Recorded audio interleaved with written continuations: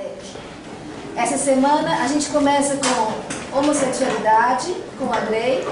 Na terça-feira, Deus e o Universo, com Marcos Papa. Na quarta-feira, Espiritismo, Ciência, Filosofia, Religião integradas ao século XXI, com Ricardo Melo. Na quinta-feira, Espiritismo e Ciência, com Gilson Freire. E na sexta-feira, Saúde e Doença, sobre a luz do Evangelho da Ciência, com Eduardo Loureiro.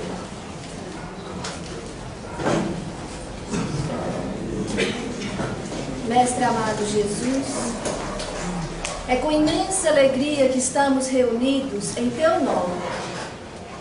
Mestre querido, que a Tua presença seja percebida em nossos corações, que possamos estar ligados a Ti, nos ensinamentos, nas palavras, nas atitudes e, acima de tudo, que podemos seguir os Teus exemplos.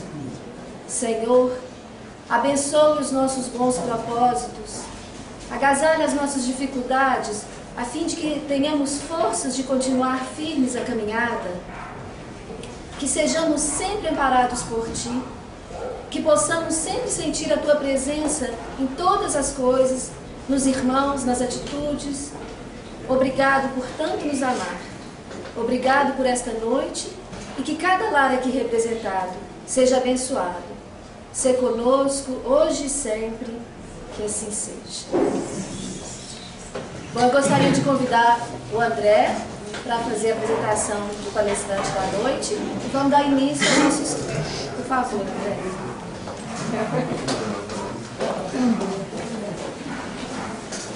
Boa noite. Tudo bem? Estamos todos bem? Uma alegria estarmos aqui novamente, não é assim? Essa casa que nos acolhe sempre com tanto carinho, com os braços abertos. E hoje uma alegria ainda mais especial, como a Cíntia anunciou. Hoje é o primeiro dia de uma das semanas especiais do nosso calendário fixo. A semana dedicada a Kardec. Dia 3 de outubro, comemoramos o nascimento de Kardec, completando agora 209 anos. Esse ser que nos deixou uma obra extraordinária e um exemplo não menos extraordinário. Gostaria de relembrar um pequeno parágrafo da Gênesis, no capítulo 7, item 32. A melhor religião será que a melhor satisfaça a razão e as legítimas aspirações do coração e do espírito, que não seja em nenhum ponto desmentida pela ciência positiva, que em vez de se imobilizar, acompanha a humanidade em sua marcha progressiva, sem nunca deixar que a ultrapasse. Divaldo Franco, no seminário no Rio de Janeiro, sobre o despertar do espírito, foi colocada a seguinte questão para ele. No século XIX surgiu o espiritismo com a sua revelação e a codificação de Kardec. No século XX, se expandiu consideravelmente através principalmente do trabalho de médiuns dedicados e sérios. Qual a missão do Espiritismo no século XXI? A missão do Espiritismo no século XXI. E Divaldo diz que é fazer a ponte entre a ciência e a religião, fazendo uma referência ao avanço extraordinário das ciências no século XXI e a importância do Espiritismo em acompanhar os avanços da ciência, como Kardec nos alertou, procurando sempre acompanhar a evolução da ciência. Por isso, a Semana de Kardec esse ano na Associação Espírita Célia Xavier tem o título Ciência e Espiritismo no século XXI. Propomos um mergulho nesse tema, tentando compreender a convergência que cada vez mais se anuncia entre a ciência e a religião. Como nos lembra Louis Pasteur, um pouco de ciência nos afasta de Deus, muita ciência nos aproxima de Deus. Esse é o momento de nós compreendermos a convergência entre ciência e espiritismo. E Divaldo nos alerta sobre o nosso papel nesse momento. Então nós temos aqui hoje, vamos passar a palavra para o nosso companheiro André Moreira, que periodicamente nos dá o prazer de estar aqui conosco compartilhando dos seus estudos, do seu conhecimento. O Andrei é médico, presidente da Associação Médico Espírita de Minas Gerais, palestrante e escritor. Te agradecemos, Andrei, por estar aqui conosco mais uma vez. Estamos ávidos por ouvi-lo. Muito obrigado.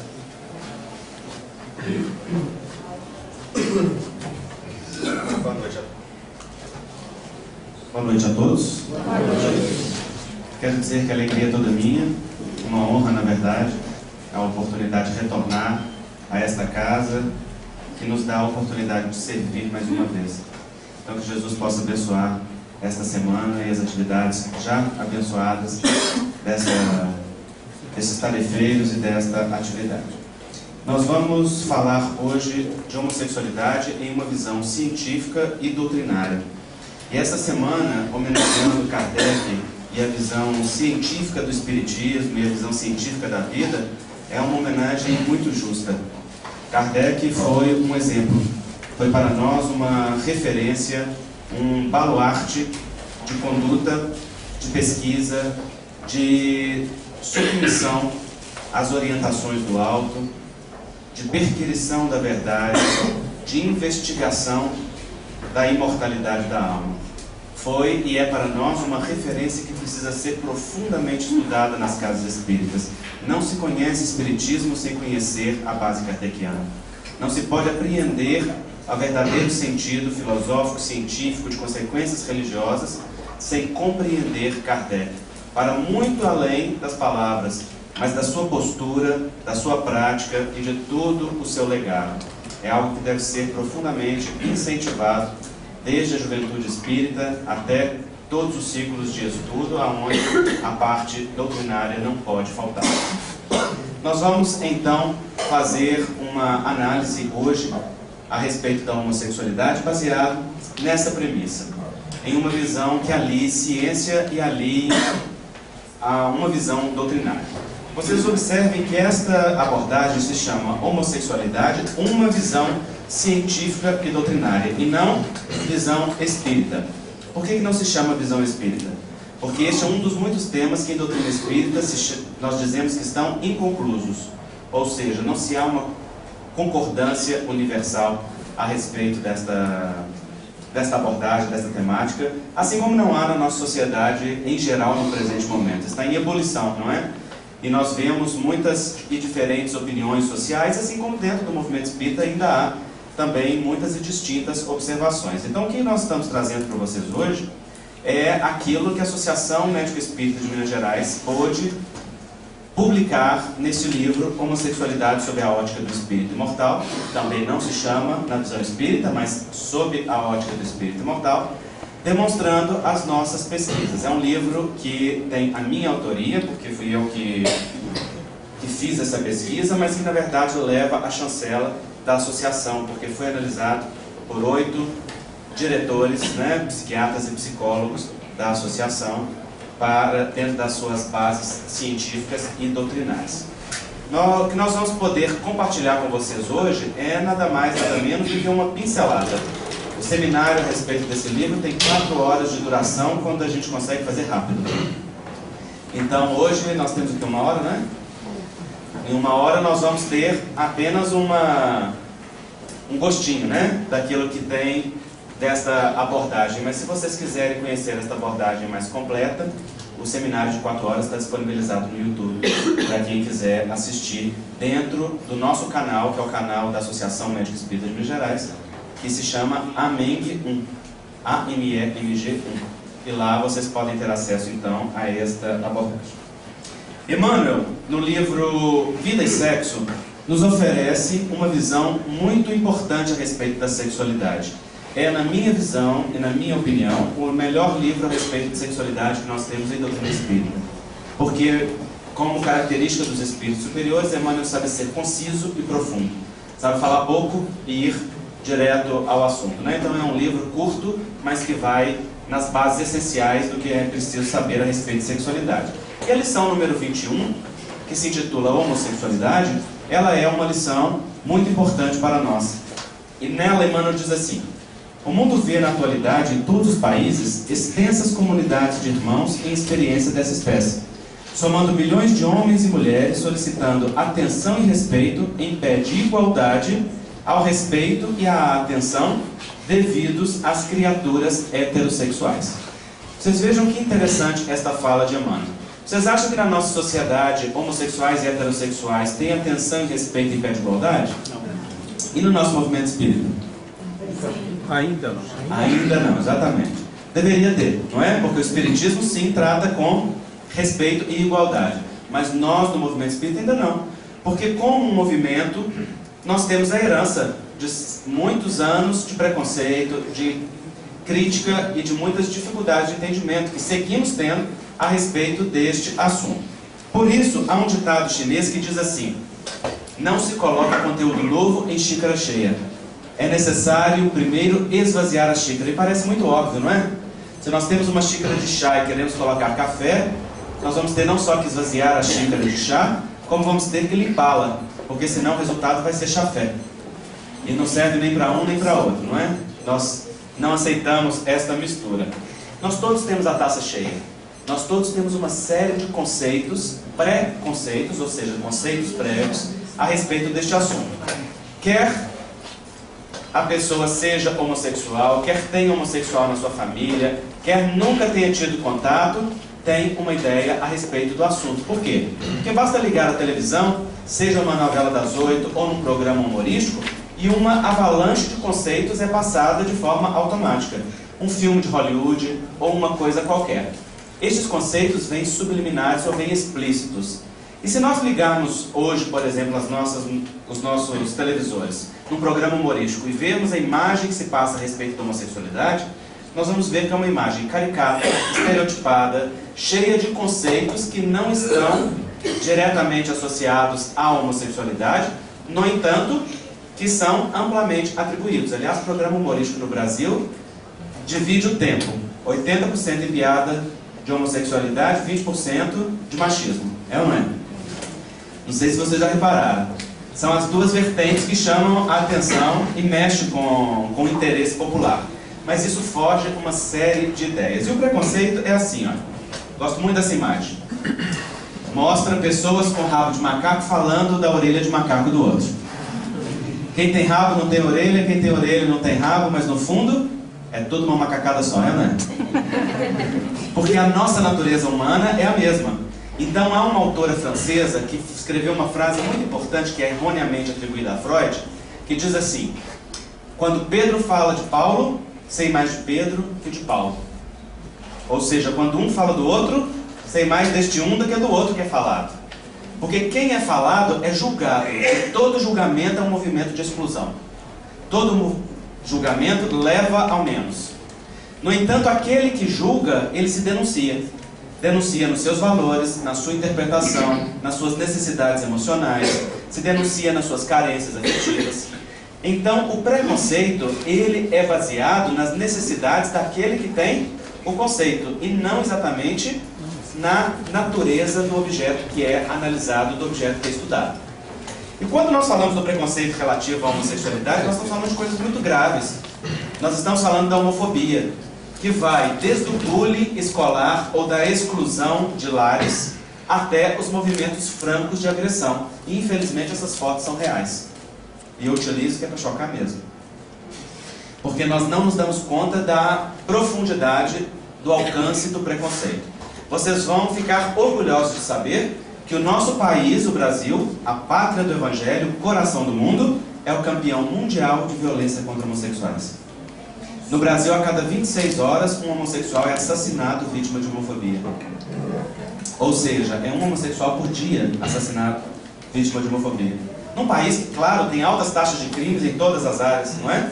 Mas que leva-nos a pensar muito profundamente nisso.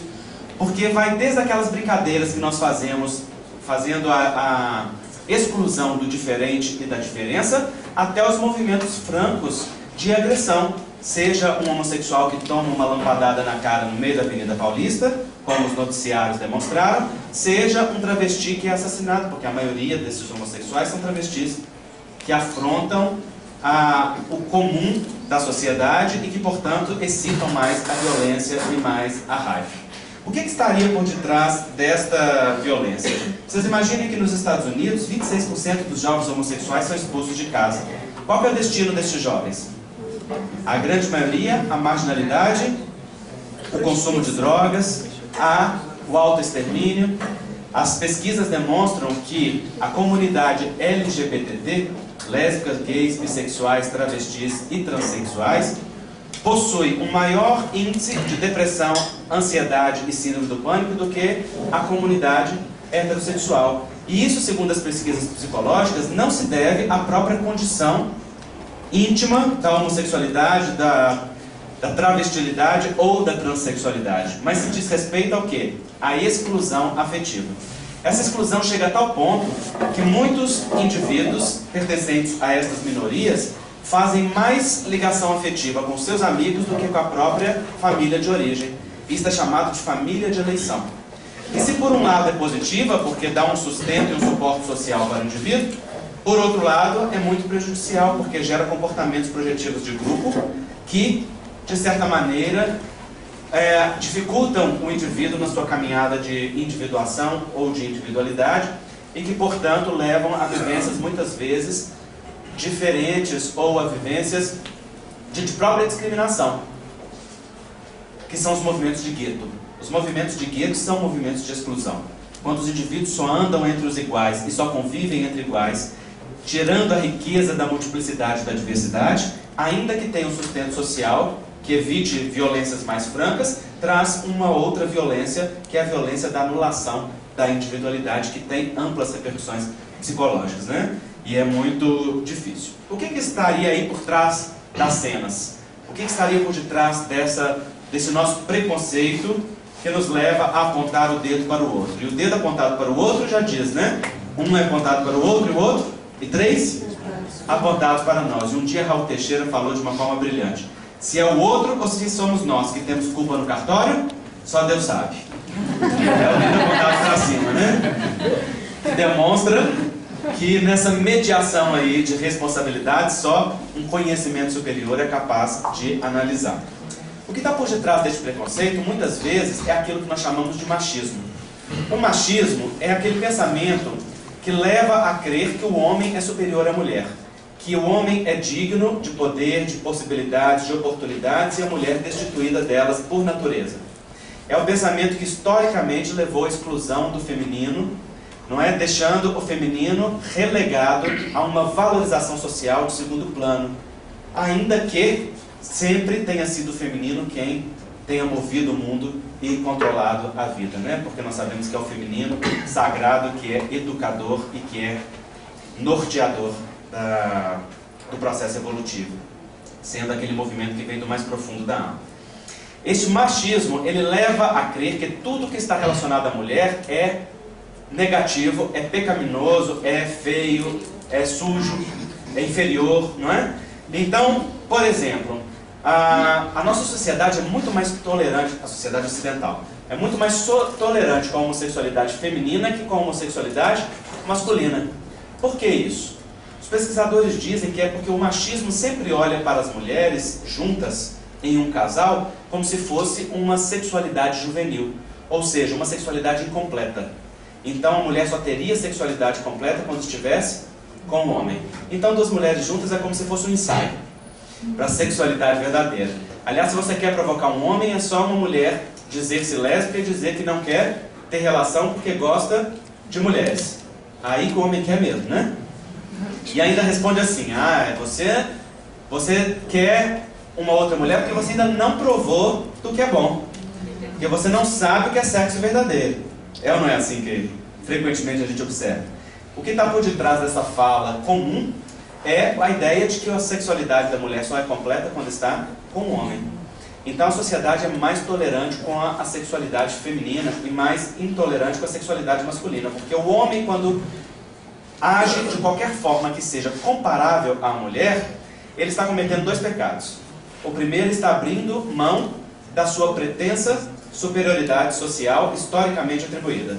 E segundo, está colocando em risco todo o grupo. É muito interessante, porque quando um homem afronta a imagem social do masculino, aqueles que se identificam como homens olham para aquele que foge do padrão como uma ameaça. Como a dizer assim, se ele está saindo disso, então eu posso vir a sair também. Ou então está ameaçado aquilo ao qual eu pertenço.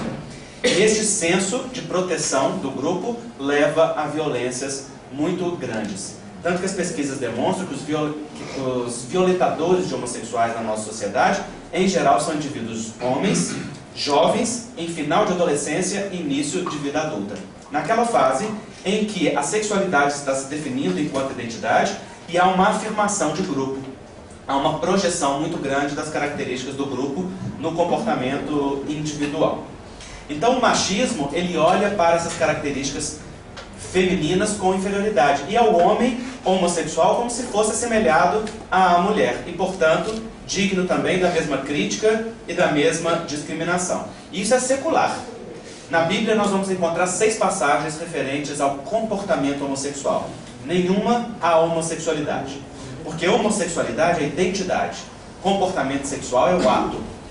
Naquela época não se tinha uma crítica a respeito da identidade. Só existiam comportamentos. Na época de Jesus não se falava nem de heterossexualidade, nem de homossexualidade, porque esses são conceitos do século XIX. Conceitos historicamente construídos muito recentemente. Naquela época se falava de comportamento. Então, as referências a comportamento homossexual na Bíblia, elas, segundo os historiadores, estão todas no contexto das críticas aos costumes pagãos do povo cananeu. O povo que habitava a terra prometida quando o povo hebreu veio do cativeiro do Egito, sendo considerado o povo eleito, habitar a terra prometida. E era um povo monoteísta que veio trazendo a crença em um Deus único, soberano, e impondo esta crença aos outros povos com os quais entrava em contato. Que na verdade era uma disputa de poder, não é? E aquele povo cananeu, eles tinham uns costumes muito interessantes. Interessantes entre aspas aqui, né? Interessantes sociologicamente falando. Eles olhavam para a relação com os deuses através do humano. Então nos templos existiam as prostitutas sagradas e os prostitutos sagrados. E as pessoas iam para os templos para ter relações sexuais com essas pessoas que eram consideradas representantes, e aqueles que tinham relação com eles se sentiam em comunhão com os deuses aos quais representavam. O povo eleito entrou numa crítica muito forte a esses costumes pagãos.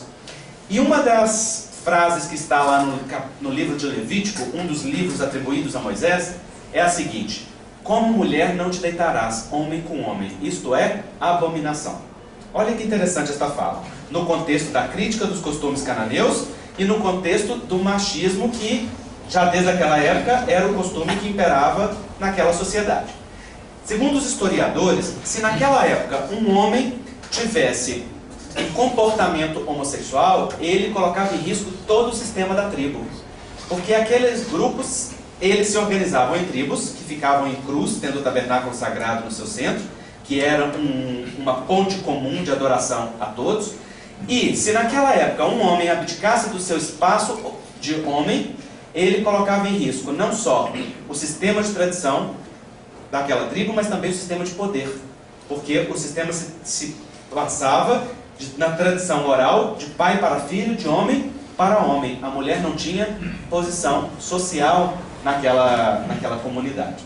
Então vocês vejam que isso é muito antigo, historicamente atribuído, e é só muito recente na história da sociedade humana que a gente tem uma crítica a isso dentro dos movimentos que a gente já conhece e que estão aí estabelecidos.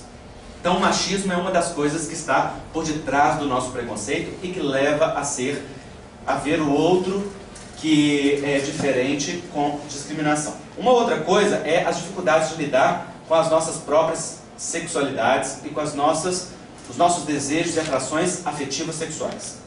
É uma fala bastante comum que se diz que quando um aponta o dedo para o outro, está apontando as suas próprias dificuldades projetadas no outro. Se isso é verdade ou não, os pesquisadores se interessaram em saber. Assim, um grupo de psicólogos da Universidade de Geórgia, nos Estados Unidos, fez uma pesquisa interessante. Levou para um questionário para um grupo de universitários sobre sexualidade. separou este grupo de universitários em dois grupos. Um grupo considerado homofóbico e outro grupo considerado não homofóbico, de acordo com as respostas. Todos eles foram levados para o laboratório para a seguinte pesquisa. Eles assistiam um pequeno pedaço de vídeo pornográfico homossexual masculino, e enquanto assistiam este vídeo, tinha um fio muito fino ligado ao órgão sexual. E este fio era capaz de medir a quantidade de sangue que afluía para o pênis. Ou seja, uma capacidade de medir a ereção, que por sua vez é uma medida da excitação. Então os pesquisadores queriam saber se aquelas pessoas tinham excitação com aquele vídeo de pornografia masculina.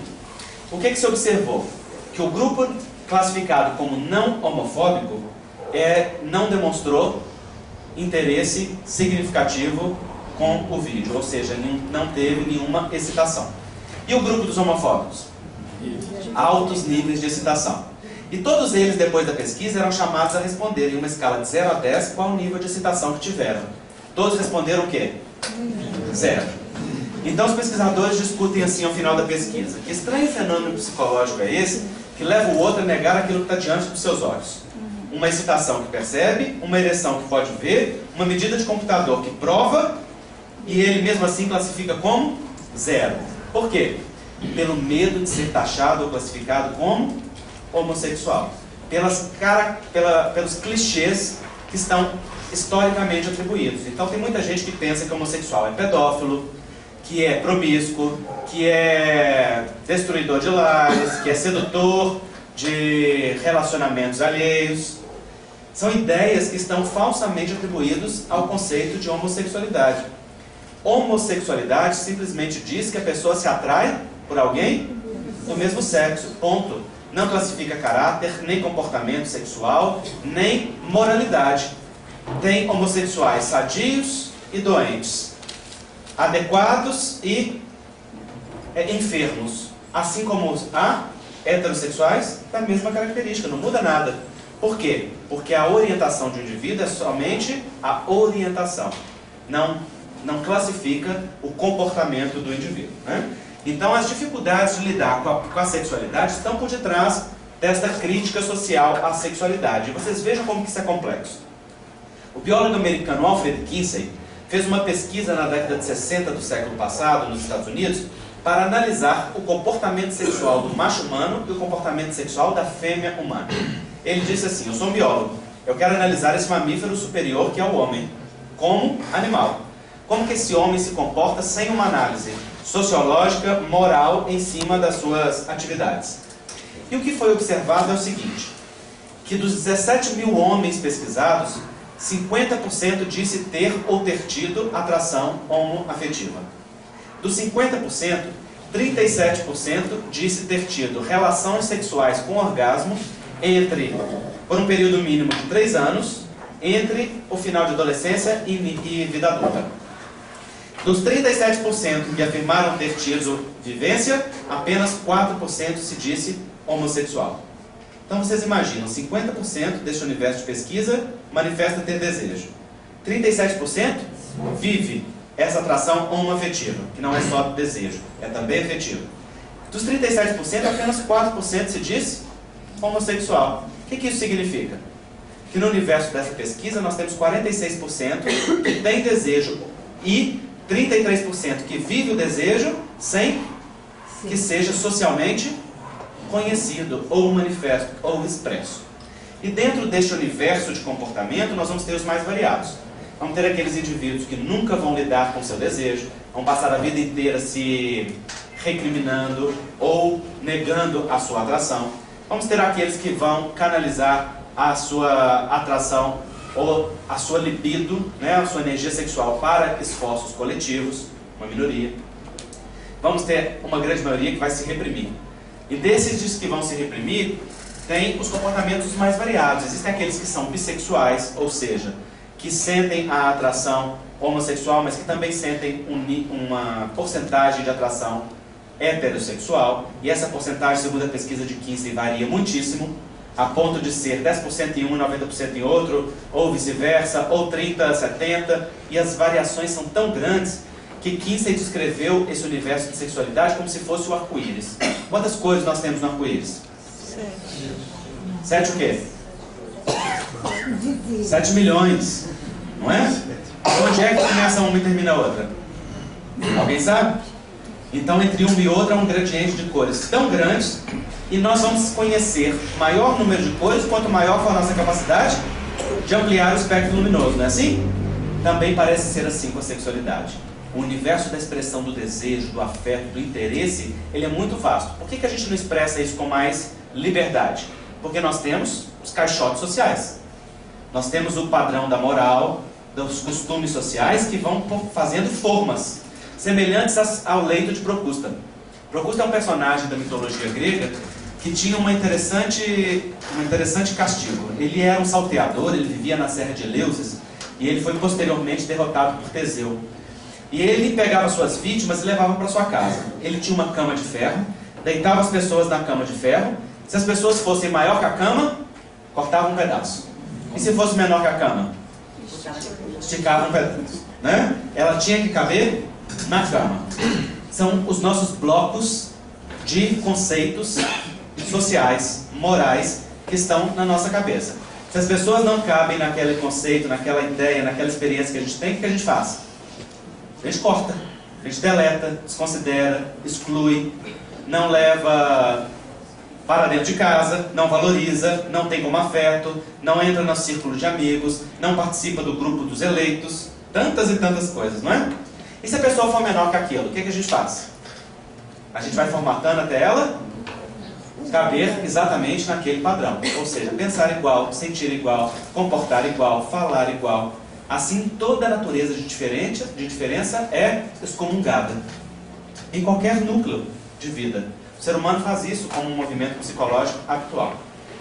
Então, a gente não expressa esse desejo de uma forma tão frequente ou tão visível na sociedade, porque ele pode ser condenado, pode ser digno de exclusão, e muitas vezes porque nós não sabemos lidar mesmo com o que aquilo significa, porque é um universo desconhecido e não dito no universo da família, da religião, etc. e tal. Então vocês imaginam, se esta realidade da vivência interior ela é tão vasta, ela é tão ampla e ela é tão diferenciada, como que nós lidamos quando um diferente aparece como se fosse um cartaz demonstrando assim: olha aqui aquilo que vocês não querem ver, olha aqui aquilo que vocês não lidam bem dentro de vocês, olha aqui aquilo que se assemelha de alguma maneira àquilo que tem dentro de vocês, ou da sua família, ou da sua sociedade.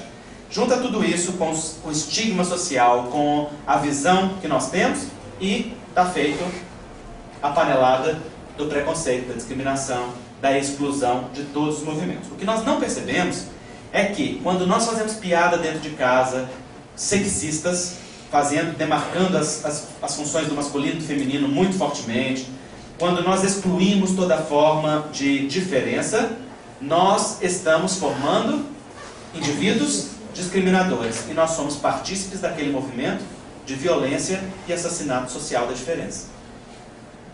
E nós também no movimento espírita. Se a casa espírita, se o ambiente espírita não é promotor da riqueza da diferença, da alteridade, da beleza, da multiplicidade, que é dom natural de Deus, ou seja, de toda a natureza de diferença, porque a vida é múltipla, é singular em sua expressão e é diversa em sua riqueza, se nós não promovemos isso dentro da casa espírita, no valor de toda expressão digna de Deus, então nós somos participantes deste movimento de exclusão social e de violência social. E naturalmente não seguimos o Evangelho, porque o nosso Evangelho é o Evangelho da alteridade. Jesus é um representante de Deus da inclusão. Jesus acolhia a tudo e a todos, não tinha distinção. Não havia um senão, não havia uma pessoa a quem dizer se, quando, talvez, nestas características não.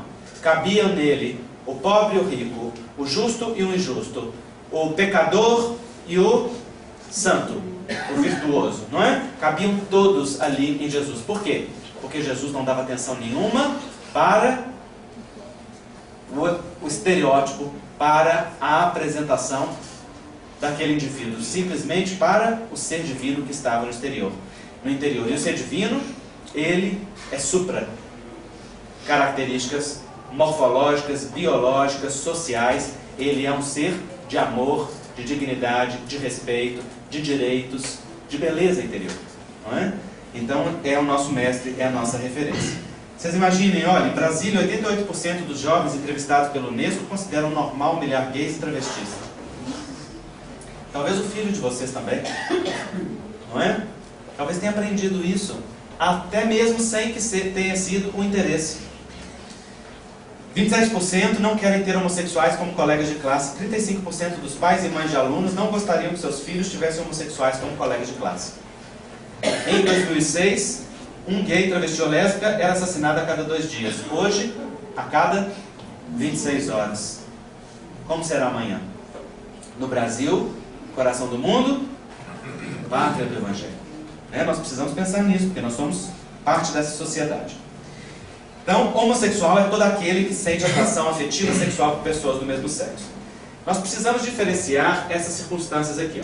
As práticas homossexuais na adolescência, elas, no início da adolescência, sobretudo no início da construção da identidade sexual, elas não são indicativos necessários ou obrigatórios de uma orientação sexual homossexual. Então, no início da adolescência, a psicologia nos explica que os homens se atraem das mulheres, mas fica o clube da Luluzinha e o clube do Bolinha. Por quê? Porque se atraem, mas se temem. Não sabem lidar com a diferença. Estão mudando o corpo, estão mudando a voz, estão mudando as características psicológicas. É a época que eu chamo de um caos programado por Deus. É ou não é? Vocês já pararam para pensar? É a época que desperta a glândula pineal. A glândula pineal é responsável por quê? Pelo despertar da sexualidade, pelo despertar da mediunidade, pelo despertar da vida mental e dos registros do passado. Fala para mim se é ou não é um caos programado por Deus.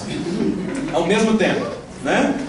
É um dos motivos que a adolescência é tão conflituosa, porque volta o passado, amplia-se a mentalidade, abre a sintonia com muitos espíritos que antes não estava tão claro, e é por isso que o processo educacional é tão importante e tão essencial, porque é nessa fase que o jovem espírito, relembrando seus impulsos do passado de forma mais intensa, que estavam até então amortecidos, vai confrontar os impulsos do que é com aquilo que os pais forjaram.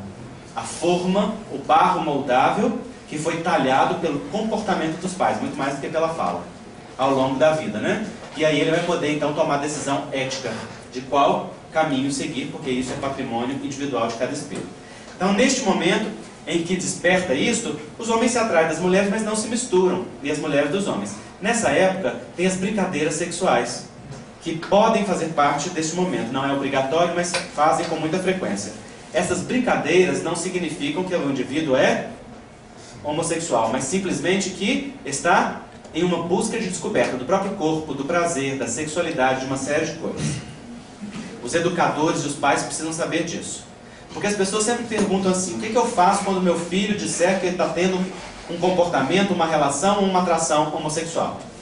E eu sempre respondo: a primeira coisa é, você não faz escândalo. Porque muito frequentemente os pais fazem um escarcéu. E é preciso que os pais percebam o seguinte: o que esta circunstância significa para uma geração não é o mesmo que significa para outra. Há uma distinção muito grande, e sobretudo nesse tempo histórico que nós estamos vivendo. Aquilo que significa para os nossos avós é diferente do que significou para os nossos pais, que é diferente do que significa para a gente, diferente do que significa para os nossos filhos. Eu não estou velho ainda, mas já tem uma geração depois de mim. E eu me assusto com a geração que veio depois. E eu sou alguém que eu considero de mente muito aberta. Mas eu olho para a geração que está vindo agora e o comportamento e a forma como lidam com a sexualidade é muito distinta daquela com que a minha geração lidou. A minha geração lida com uma ampliação de conceitos. Quer pensar de uma mentalidade mais aberta. A geração que vem agora não quer rótulos. Não quer nem pensar em qual é a classificação. Que é uma sexualidade livre. O que traz novas implicações e novos problemas para o universo educacional. E os educadores, os evangelizadores, os pais, os orientadores precisam acompanhar esse movimento social. Não para considerar que toda modificação é avanço, de forma nenhuma. Muitas vezes é só sintoma. Mas para acompanhar a linguagem que precisa ter. Porque os pais têm muita dificuldade de falar com os filhos a respeito de sexualidade. Aliás, tem uma piada que diz que um pai depois de muito esforço, meses preparando, suando frio, chegou para o filho e disse: meu filho, assente-se, finalmente nós vamos falar sobre sexualidade. O filho deu uma respirada funda, olhou para o pai e falou: graças a Deus, pai, finalmente, o que o senhor deseja saber? Porque o filho hoje, com um clique da internet, tem acesso a mais conteúdo que o pai às vezes teve a vida inteira, é ou não é? E a dificuldade de diálogo estabelece uma distância muito grande. Então, a primeira coisa que o pai deve fazer é não fazer escândalo, é estabelecer ponte. Ponte de diálogo e de escuta. Antes de falar, tem que saber ouvir, escutar. Porque se fala antes de escutar, o filho se trava e não vai demonstrar a verdade do que passa no coração. Então escute. De que se trata? Se trata de um jovem início de adolescência experimentando a descoberta sexual? Ou se trata de um jovem que desde a infância sente uma atração diferente, custou a lidar com aquilo, está sofrendo com aquela situação e agora quer compartilhar com você aquela orientação que tem? São situações muito distintas. Ou se trata de um adolescente que agora está vivendo uma experiência homossexual porque é moda na escola, porque os amigos estão vivendo e então está querendo viver também. São situações completamente diferentes. Se se trata de um jovem que sempre teve orientação, está tendo coragem de dizer agora, Emmanuel é muito claro no final do capítulo 21 do Vida e Sexo. Imperioso se lhe dê instrução educativa, assim como se dá, a maioria é heterossexual. Mas se é um jovem que está vivendo um fenômeno de grupo, ele precisa ser orientado do impacto daquele movimento transgressor, do mesmo jeito que qualquer movimento da adolescência que é transgressor, que tem um impacto na formação da personalidade, da identidade do sujeito como um todo. Ou é uma descoberta da vida jovem que está levando à descoberta da sexualidade agora? Qual é a situação? Muitas vezes os pais e os jovens vão precisar de acompanhamento psicológico, de ajuda para entender esse momento, para significar. Sobretudo por conta dessa distância de significados para as gerações. Está claro isso, gente? Isso é muito importante, porque não tem receita de bolo, não. Não tem resposta pronta para dizer, você faça isso, você faça aquilo. Tudo é individualidade, tudo é necessidade pessoal. Tem que saber lidar com a questão. Mas tem que ter conceitos claros e reais. Porque se nós não temos conceitos verdadeiros sobre uma situação, a gente lida baseado em quê? Nas nossas fantasias. E as nossas fantasias não falam da realidade, falam dos nossos medos, dos nossos desejos, das nossas carências. Daquilo que vive na nossa vida íntima mais profunda. Está claro isso? Ótimo. Homossexualidade situacional é aquela que acontece em cadeias, em prisões, em campos de guerra, onde não tem objeto do desejo. O indivíduo não tem aquela orientação, mas tem uma pulsão muito forte e acaba tendo relação com aquilo que é possível, e não com aquilo que é exatamente o seu desejo. E na doença mental e nas compulsões sexuais pode ser sintoma.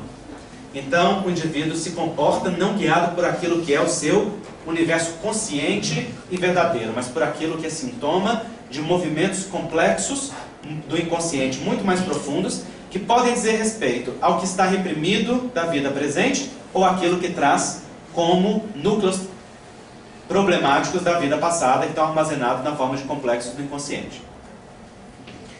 No livro isso é explicado. No histórico da homossexualidade existem todas as culturas, em todas as épocas, vários Césares na Grécia antiga, vários deuses da mitologia grega, vários papas. Nas artes, Leonardo da Vinci, Botticelli, Michelangelo eram declaradamente homossexuais. Ela foi criminalizada em 1533 pelo rei Henrique VIII da Inglaterra. A França começou a descriminalizar e em 1870, na Segunda Guerra, os alemães mandaram para o forno crematório os homossexuais alemães na busca da raça perfeita, né? Era uma das coisas que era considerada a imperfeição. Em 1870 foi classificado como doença por um psiquiatra e por um neurologista, um austríaco e o outro alemão, o Otto e o von Krefft-Ebing. E eles analisaram pesquisas muito controversas, que a partir da década de 70 do século passado, começaram a ser questionadas pela comunidade homossexual, que sofria uma repressão muito grande da polícia nos Estados Unidos e começou a se rebelar. Fez uma pressão na Associação Americana de Psiquiatria que reviu os seus conceitos e descobriu que as respostas a respeito da homossexualidade foram feitas em indivíduos que estavam em manicômio, em prisão, em doenças muito sérias que alteravam completamente o resultado, aquilo que é chamado em metodologia científica de vieses metodológicos. E então, baseado nas pesquisas que se tinha exclusivamente com homossexuais que não apresentavam nenhuma outra característica, não se encontrou nenhum distúrbio que pudesse classificar como patologia. Então, há mais de 40 anos na nossa sociedade, a homossexualidade não é considerada doença. No entanto, nas nossas mentalidades, que trazemos a herança histórica deste período, ainda seguimos considerando como sendo uma perturbação, como sendo escolha, como sendo uma doença. Hoje, no Brasil, desde 85, não é considerada, e a Organização Mundial de Saúde desde 92. O que a ciência tem de pesquisa? Primeiro, a homossexualidade já foi observada no reino animal em todas as espécies estudadas até hoje. Não só na ausência de machos ou de fêmeas, mas também como um comportamento habitual daquela espécie. Tem vários. Esse livro é dessa grossura. E ele demonstra mais de 500 espécies onde a sexualidade foi estudada e o comportamento homossexual. Também não podemos falar de homossexualidade aqui não. O comportamento homossexual foi observado. Se o comportamento homossexual é observado em várias espécies animais com distintos significados, isso nos induz a crer que pode existir uma base biológica para algumas vivências, mais do que a bases adaptativas ou reacionais, que sabidamente existe no reino animal. E verdadeiramente no reino animal existe. Por exemplo, comunidade de flamingos contaminadas por enxofre. Esta comunidade, depois da contaminação, aumentou em 50% o número de flamingos com comportamento homossexual, e os que prosseguiram machos nessa comunidade deixaram de ser interessantes para a fêmea. O que isso significa? Que para essa comunidade, o enxofre faz parte de alguma coisa muito essencial na atração sexual, levando com que altere a expressão nessa comunidade, nos induzindo a crer que exista nesta comunidade uma base biológica para o comportamento homossexual. Base essa que a ciência não sabe explicar qual é, assim também como não sabe explicar qual é da heterossexualidade. Vocês acham que a nossa ciência tem uma explicação científica profunda para o porquê de um indivíduo ser heterossexual? Ou quais as bases biológicas profundas da heterossexualidade? Se tivesse, já existiriam pílulas para se transformar em heterossexual, não tenho dúvida nenhuma. A indústria farmacêutica já teria se apoderado desse conhecimento, criando métodos, né? A ciência pesquisa ambas as expressões, mas diz o Simon Levey, o cientista americano mais proeminente nessa pesquisa, a homossexualidade é a situação estigmatizada, que é considerada de um histórico de patologia e, portanto, a que necessita ser explicada para ser afirmada como algo parte da natureza, né? Esses dois livros mostram resumos de pesquisa, foi isso que eu utilizei para colocar no livro. E nós temos vários campos em que a ciência pesquisa. O campo hormonal, anatômico, cognitivo, genético.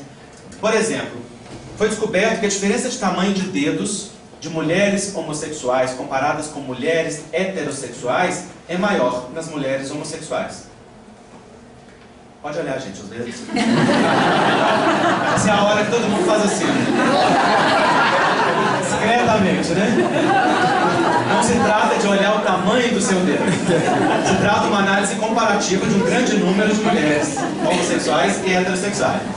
Também se descobriu que o tamanho dos ossos longos, o osso do braço e o osso da perna, é maior em mulheres homossexuais do que em mulheres heterossexuais, dentre as mulheres pesquisadas nessa pesquisa. Isso é muito interessante, vocês não acham? Vocês sabem por quê? O tamanho dos dedos e o tamanho dos ossos longos é determinado pela quantidade de hormônio sexual a que o feto foi exposto no período intrauterino. Este mesmo hormônio sexual que determina o tamanho dos dedos e o tamanho dos ossos longos é o que determina o amadurecimento dos órgãos sexuais cerebrais. Então, se observa que existe uma diferença de tamanho de dedo ou dos ossos, se hipotetiza que essas pessoas tenham sido submetidas a maior quantidade de hormônios sexuais na vida intrauterina. E, portanto, talvez existam alterações também a nível cerebrais. Não alterações patológicas, não se trata de patologia aqui. Se trata simplesmente de diferenças. Então, o cérebro de homossexuais tem sido estudado. Se descobriu alterações? Sim, descobriu. Descobriu, por exemplo, que o cérebro de homens homossexuais é muito semelhante em algumas estruturas ao cérebro de mulheres heterossexuais. Tanto que, em funções cognitivas, a capacidade de fluência verbal de homens homossexuais, de memórias e de outras capacidades cognitivas é encontrado semelhante ao de mulheres heterossexuais. E nós sabemos que a mulher, estatisticamente, faz mais coisa que o homem ao mesmo tempo. É ou não é? Ainda que tenha menos neurônios. Que também é um dado científico, vocês sabem, né? É um dado, mas você imagina se tivesse mais, né? Mas olha que interessante. A mulher tem maior fibras no corpo caloso, que comunica os dois neurônios, aquela parte que comunica.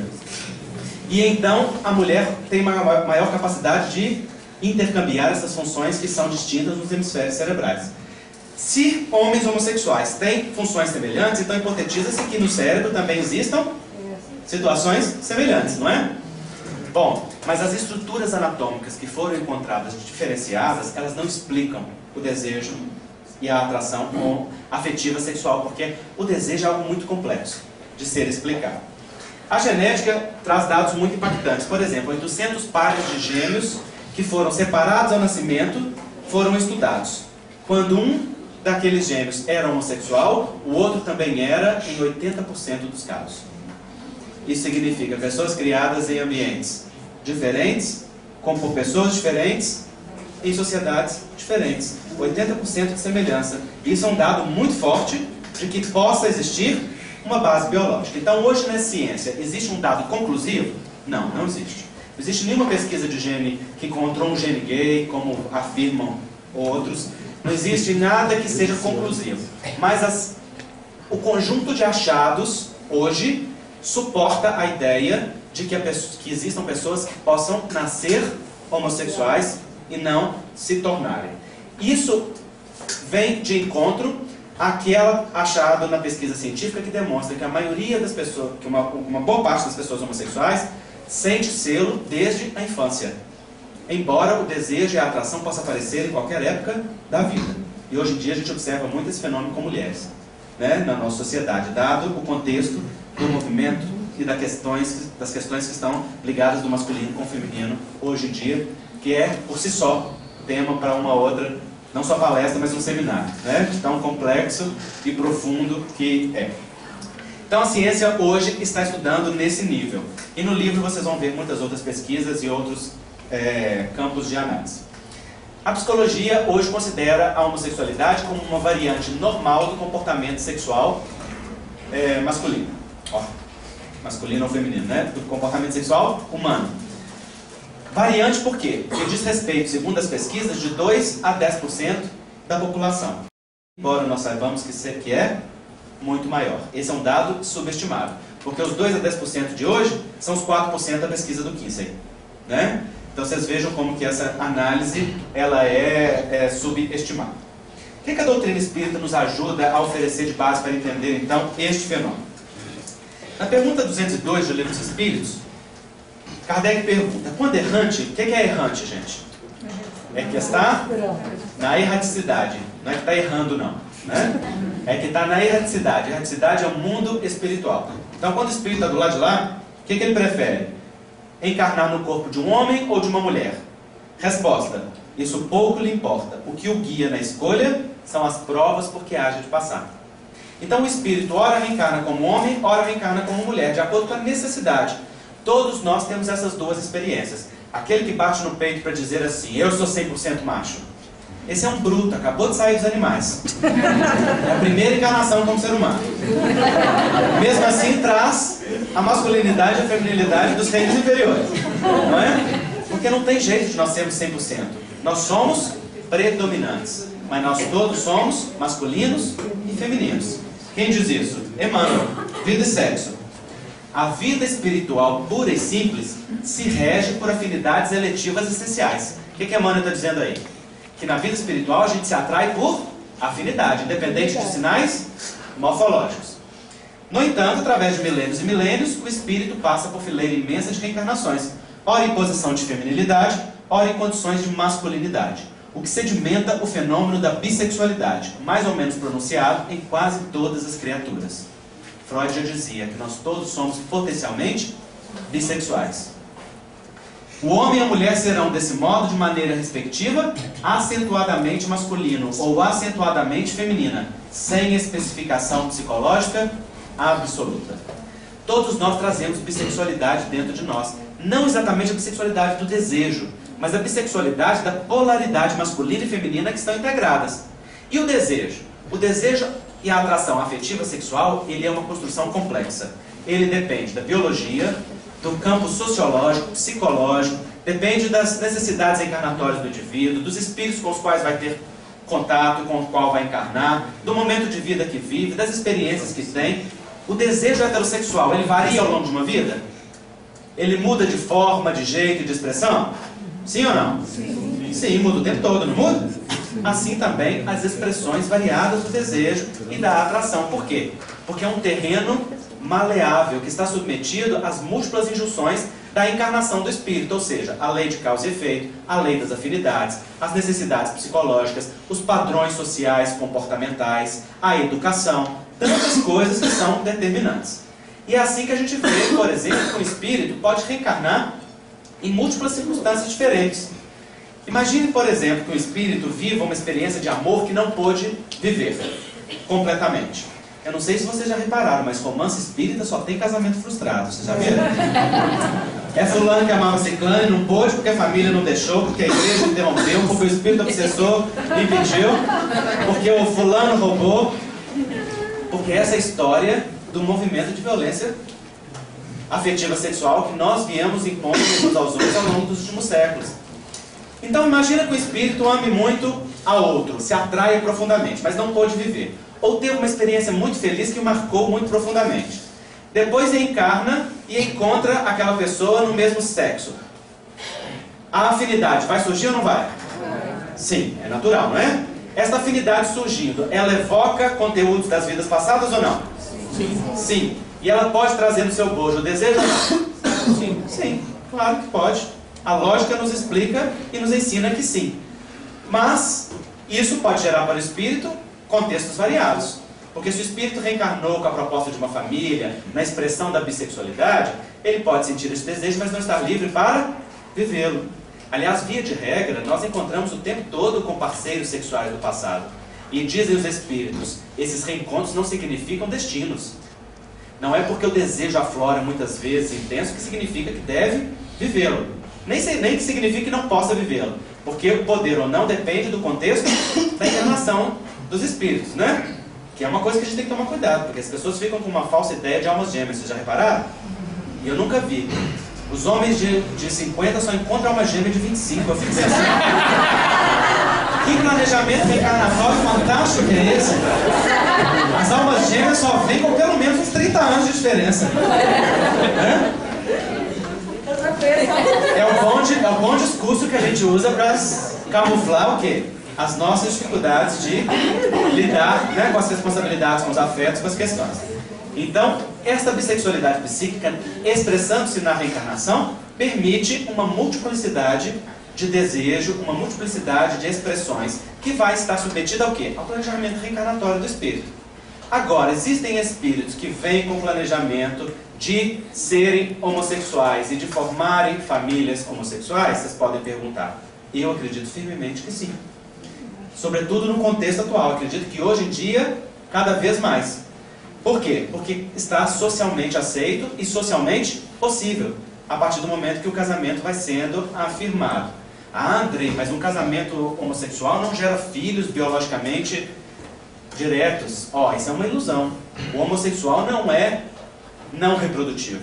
O homossexual não se reproduz dentro de uma relação semelhante à relação heterossexual, mas o homossexual é amplamente reprodutivo.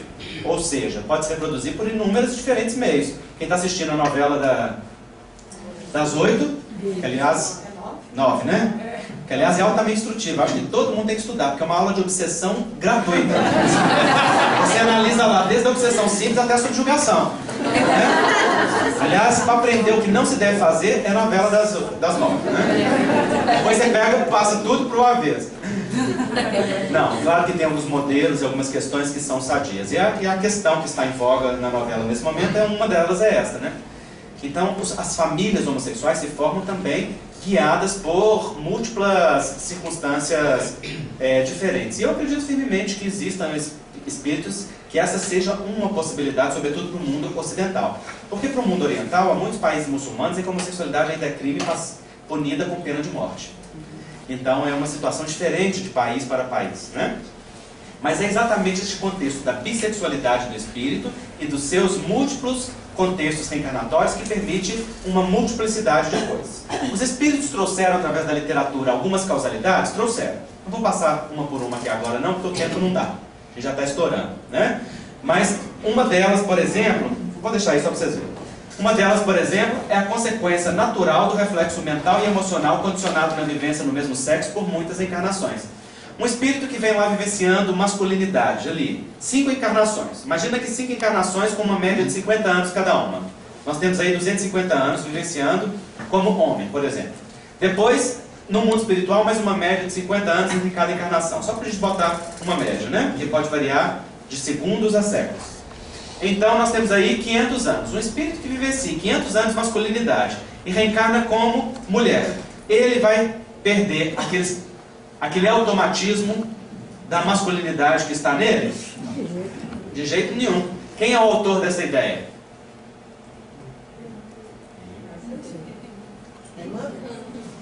Todo mundo acha que é Emmanuel, é muito interessante. Kardec. Revista Espírita de 1866. Pode ocorrer que o espírito percorra uma série de existências no mesmo sexo, o que faz que, durante muito tempo, ele possa conservar no estado de espírito o caráter de homem ou de mulher do qual a marca permaneceu nele. Não é senão que ocorre um certo grau de adiantamento e desmaterialização, que a influência da matéria se apaga completamente, e com ela o caráter dos sexos. Mudando de sexo, poderá, pois, sob essa impressão e em sua nova encarnação, conservar os gostos, as tendências e o caráter inerente ao sexo que acaba de deixar. Assim se explicam certas anomalias aparentes que se notam no caráter de certos homens e de certas mulheres. Veja a vanguarda de Kardec, gente. Kardec, que era amigo de George Sand, que se travestia de homem para conviver socialmente. Kardec que lidava de uma forma vanguardista, quando um dia resolveu perguntar para Emmanuel se 2 homens e 2 mulheres podem viver sob o mesmo teto como marido e mulher. Tem gente que acha que espiritismo é opinião de espírito. E vai perguntar a opinião de mentor, e se ele disser que pode, pode para sempre. Se ele disser que não pode, não pode nunca mais. Espiritismo não é opinião de espírito. Essa foi a primeira conclusão que Kardec chegou em O Livro dos Médiuns. Espiritismo é lógica da razão e do bom senso, aplicadas à análise submetida pelo quê? Pela fidelidade às bases do entendimento das leis divinas. Então, não é a opinião de espírito que faz. Só que Emmanuel sabe muito bem disso. E Emmanuel deu uma resposta brilhante. Ele disse assim: a este respeito, vou mostrar a pergunta para vocês. A esta indagação, o codificador da doutrina espírita formulou a questão 695 em O Livro dos Espíritos, com as seguintes palavras: o casamento, quer dizer, a união permanente de 2 seres, é contrário à lei natural? Os orientadores dos fundamentos da doutrina espírita responderam com a seguinte afirmação: é um progresso na marcha da humanidade. Os amigos encarnados no plano físico com a tarefa de sustentar e zelar pelo cristianismo redivivo na doutrina espírita estão aptos ao estudo e conclusão do texto em exame. É um tapa de luva, não é, gente?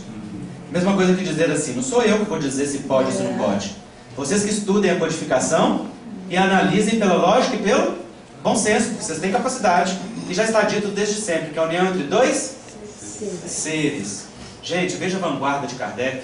Nunca na história do direito um casal foi formado por outro que não seja um homem e uma mulher. E Kardec pergunta 2 seres. Em outro momento utiliza 2 criaturas. Emmanuel repete essas palavras no livro Vida e Sexo em muitos momentos. Vocês acham que isso é por acaso? Numa codificação planejada para sobreviver ao tempo e anunciar a lei divina? Isso é vanguarda da vanguarda, que ainda hoje, né, tantos anos passados, mais de 60 anos, e ainda continua o quê? Um desafio para nós em termos de direito, em termos de movimento social. Então, este mesmo Kardec explica: o espírito mantém as características do sexo, em que acaba de deixar. Isso pode manter gostos, tendências e caráter. É uma das múltiplas explicações para a qual o espírito pode demonstrar a atração homoafetiva. Outras são, por exemplo, o contexto reeducativo, em que um espírito, tendo abusado do afeto de corações alheios, destruído corações, afetos, interesses, solicita reencarnar naquele sexo que abusou para reeducar-se. e aprender a honrar aquele sexo. Tem lógica isso? Tem toda a lógica, não tem? Aí tem muita gente que no movimento espírita diz assim, então o homossexual é um espírito perturbado do passado, que não deve vivenciar a sua sexualidade hoje, não tem direito à vida sexual afetiva, tem que sublimar obrigatoriamente, porque se ele viver vai agravar o seu distúrbio do passado. É assim que é dito, tem muita literatura espírita dizendo isso. Vamos analisar, porque espiritismo não é opinião, espiritismo é lógica e bom senso, não é? Então imagina que o espírito reencarne assim, mas ele faz uma parceria afetiva em que ele respeita a si mesmo e ao outro, em que ele é fiel aos princípios morais, em que ele respeita o seu corpo, o corpo do outro, a sua integridade, a integridade do outro, em que estabelece partilha, crescimento, ajuda mútua e construção a dois. Isso, a lógica nos diz que esse espírito progride ou atrasa? Progride. Agora, se o espírito reencarna homossexual e vive uma situação de desrespeito a si mesmo, se fica só no nível da sexualidade, sem entrar no campo afetivo, como todos aqueles que são vítimas de crenças negativas a respeito de si mesmo ficam, né? Ficam só no nível das questões sexualizadas. Se desrespeita a si mesmo e ao outro, se não constrói uma vida a dois, se não estabelece uma relação de respeito, isso faz com que o espírito progrida ou agrave a situação? A lógica nos diz que agrava, não é? Então se trata de viver ou de como viver? Como viver. Agora, isso é diferente do heterossexual? Não. Então, gente, o heterossexual olhar para o homossexual e dizer o que pode e o que não pode é uma ilusão do orgulho que frequentemente está presente no nosso movimento espírita. O heterossexual não é superior ao homossexual. Heterossexual traz compromissos espirituais do passado, de débitos afetivos sexuais, no mesmo nível que o homossexual. A grande maioria dos casamentos são de prova e reparação, de reconstrução do amor. Emmanuel explica em Vida e Sexo. O heterossexual olhar para o homossexual como se fosse superior é uma ilusão de desconhecimento da doutrina espírita. E muitas vezes nós temos feito isso, porque tem centros espíritas que não permitem o homossexual dar passe, participar de reunião mediúnica, não permite dar uma palestra, dirigir uma mocidade, conduzir evangelização infantil, dizendo que o homossexual só é bem-vindo para se tratar, para tomar passe e para se tratar. E que tratamento é sublimar, cuidar de jardinagem, de arte. Eu fico pensando, não haja jardim nesse mundo. Não é? Como se o indivíduo simplesmente pudesse canalizar o seu desejo, o seu afeto, sem que isso fosse um impulso do íntimo, porque se o espírito canaliza isso para a coletividade, e esse é um chamado da alma, diz Emmanuel em Vida e Sexo, seja ele heterossexual ou homossexual, progride muito rapidamente. Mas isso tem que ser um chamado da alma, não pode ser fruto da repressão, porque repressão não é educação. Repressão é botijão de gás esperando a chama. Uma hora, explode. E o estrago, você sabe o que faz, né? É uma panela de pressão no fogo, vai feijão para tudo quanto é lado. Então, repressão não é educação. E educação significa compreender a si mesmo, compreender a sexualidade, entender que a energia sexual é energia sagrada, sublime, que acompanha o ser desde os primórdios da evolução, que tem múltiplas formas de expressão, que dá-nos o afeto, que é o coroamento do processo evolutivo, que nos leva a interligar com o outro, seja esse outro qualquer, amigo, parente, família, amor, e construir uma vida de parceria, de comunhão, de integridade, de movimento para o mais. Porque é isso que a energia sexual faz. É energia criativa e criadora. Não só reprodutora das formas, mas reprodutora das ideias, da criatividade, do processo co-criador, que é o objetivo do espírito. Então é isso que o espírito precisa entender. Seja homossexual ou heterossexual, compete ao espírito educar a si mesmo para a vida imortal. Entender que homossexual ou heterossexual é apenas uma experiência passageira, que na hora que o corpo morrer, morre também a identidade sexual. Prossegue o espírito que é imortal, mantendo características, mas a caminho de uma expressão mais ampla. E se o espírito que cresce, que ama e que aprende, aprendeu a amar na heterossexualidade ou na homossexualidade, despertou o ser divino em uma ou em outra, que importa para o espírito? Porque afinal de contas importa que o espírito se identifique com o Criador e aprenda a amar e a servir identificado com o bem. Porque se faz isso, cresce em direção à fonte. Ser heterossexual ou ser homossexual são experiências passageiras, pelas quais o espírito pode ou não passar ao longo das suas vidas, e que permite múltiplas experiências, nas várias masculinidades e nas várias feminilidades que o processo evolutivo permite. Então, dentro deste contexto, das múltiplas expressões, o casamento homossexual, a adoção por casais homossexuais, é um direito de cidadania. Nos parece um movimento de progresso na escala da humanidade que não bota em xeque nem ameaça em nada a família heterossexual, nem a pessoa heterossexual, porque somente dá direitos a uma minoria massacrada.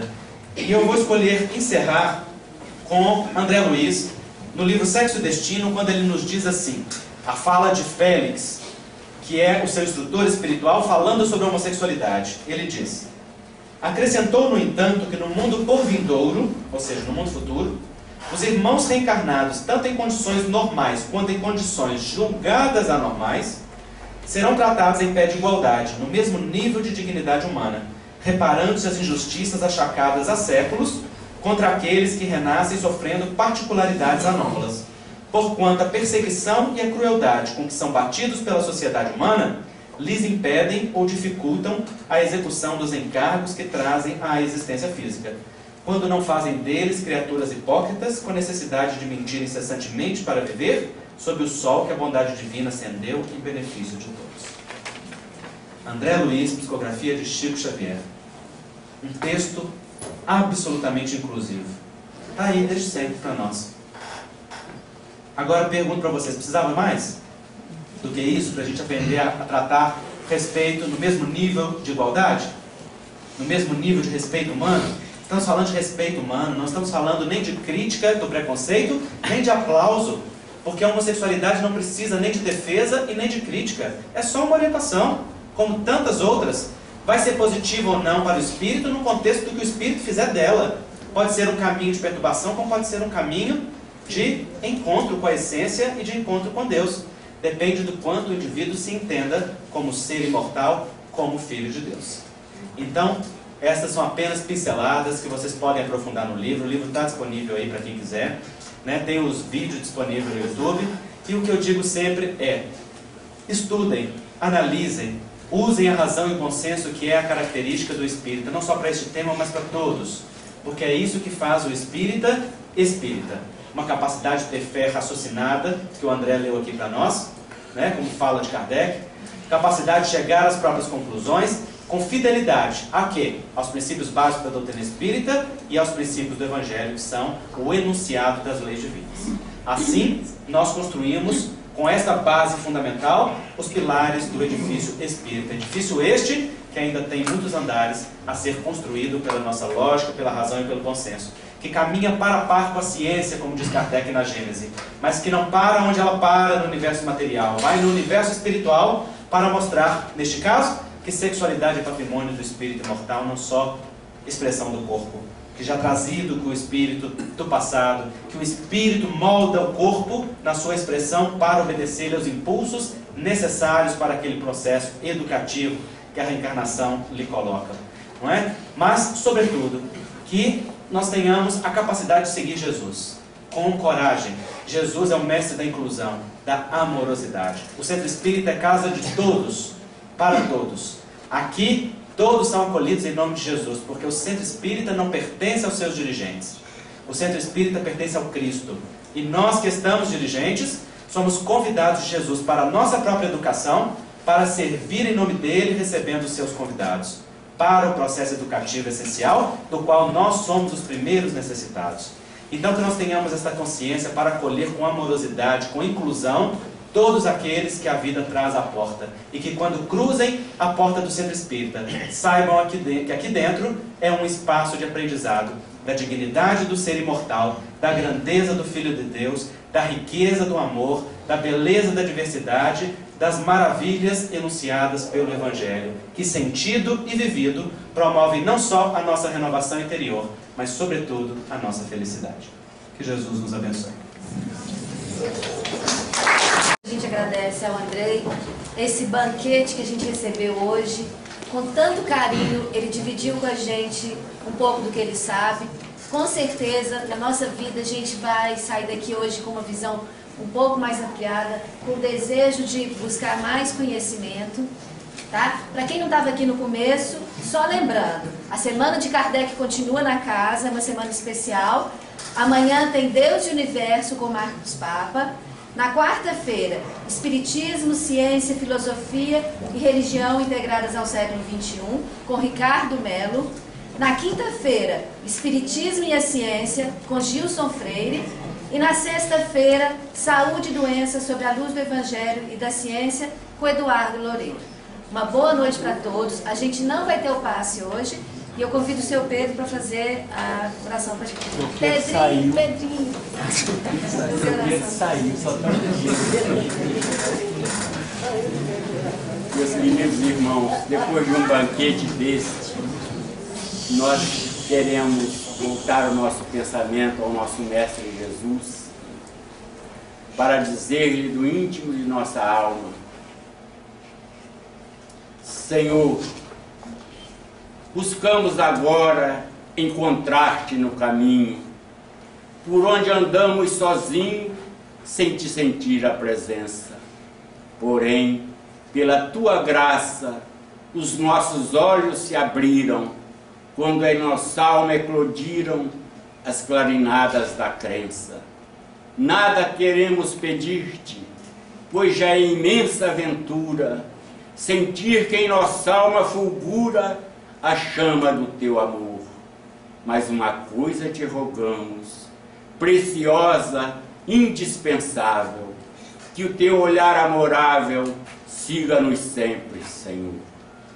Trazemos em nossos ombros, como herança do passado, um fardo muito pesado, que leve torna-se agora. Leve porque conhecemos teu divino ensinamento, que nos toca o entendimento e nossa alma aprimora. Queremos agradecer-te tantas graças recebidas no curso de nossas vidas em que tua mão nos conduz. Imensa é a glória que temos, ó Divino Mestre e amigo, de viver juntos contigo, embriagados de luz. Mestre amado, de almas ajoelhadas diante do teu coração, queremos apresentar-te, na nossa pequenez, a nossa gratidão por nos ter enviado o teu discípulo querido para nos trazer de volta o teu evangelho de luz e de amor. E te agradecemos, Kardec, pelo legado que tu nos deixaste, para que busquemos a nossa libertação. E agradecemos também, Jesus, por ter nos mandado nesta noite o nosso caro irmão, que nos deu dos seus conhecimentos, das suas pesquisas, que ele receba também a nossa gratidão do mais fundo da nossa alma, e que a tua paz, querido Mestre, permaneça no nosso coração, hoje e sempre.